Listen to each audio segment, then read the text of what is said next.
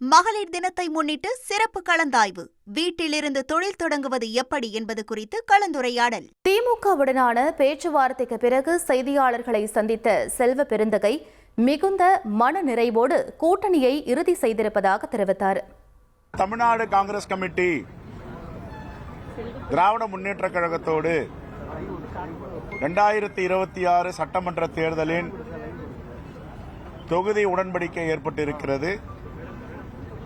28 சட்டமன்ற தொகுதிகளும் ஒரு மாநிலங்களவை தொகுதியும் ஒதுக்கப்பட்டிருக்கிறது.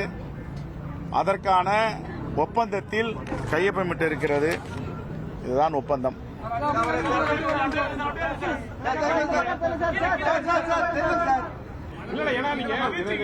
மனநிறைவோடு இருக்கும். ரைட், மனநிறைவோடு இருக்கும். Right, okay.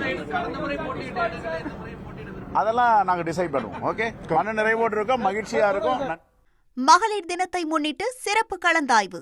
வீட்டிலிருந்து தொழில் தொடங்குவது எப்படி என்பது குறித்து கலந்துரையாடல்.